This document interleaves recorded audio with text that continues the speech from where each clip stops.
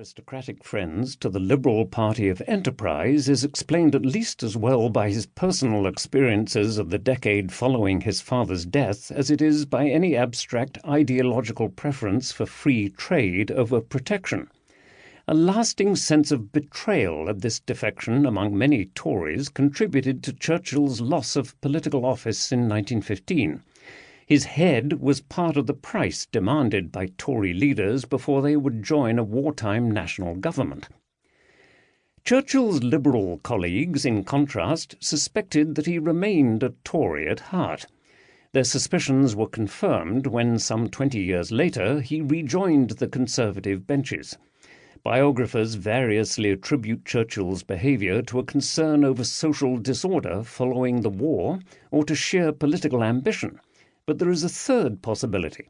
Churchill had recently inherited his great-grandmother's Irish estate, transforming the erstwhile entrepreneur into a propertied landlord for the first time in his life, a rentier, as his wife Clementine put it.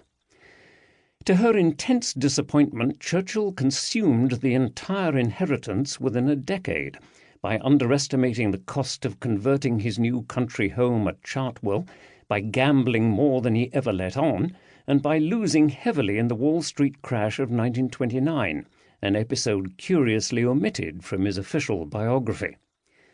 These losses caused another financial impact on his political career in the 1930s. Churchill resigned from the Conservative front bench not just because he was out of sympathy with the party's policy on future independence for India, but to devote sufficient time to writing books and churning out newspaper columns to keep the bank at bay.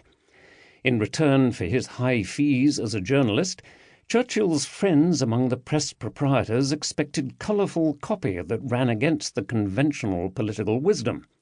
Churchill delivered it, but the trenchant journalism made his political rehabilitation more difficult.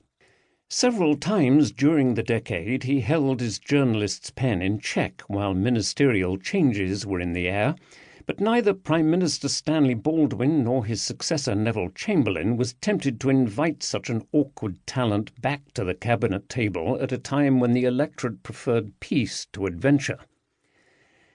A common thread of exceptional risk-taking unites Churchill's financial dealings and his political career.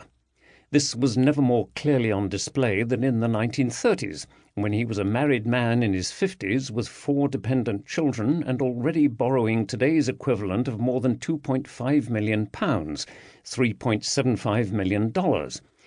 Yet during the decade he gambled heavily enough on his holidays to lose an average of £40,000 each year in today's money.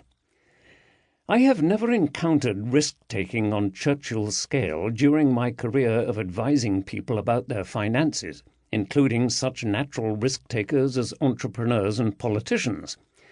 I have sought an explanation for it in the growing body of literature that analyses Churchill's mind. However, this is inconclusive as to whether his appetite was simply a facet of a wonderfully extravagant personality or whether it pointed to a more complicated state of mind. Churchill himself referred to periods when the black dog of anxiety or depression struck him. This book tells of contrasting phases during which he gambled or traded shares and currencies with such intensity that he appeared to be on a high, devoid of inhibition, full of self-confidence and energy, but prone to risky behaviours. The truth is that we will never know whether Churchill's addiction to risk was a matter of personality or state of mind. By today's standards of diagnosis, a psychiatrist would require a long first-hand conversation with his subject before reaching a conclusion, and sadly Churchill is not available. Whatever the driving force behind the risks he took, Churchill left behind him a trail of financial failures that required numerous rescues by family, friends and acquaintances, the story of which I tell in this book. One rescuer alone wrote out 2 cheques, together worth more than £1 million, $1.5 million today. He did so only because he admired Churchill's political courage, another testament to the links between Churchill's political career and his finances. Throughout the Second World War, many of those around Churchill worked hard to tame his risk-taking. Their success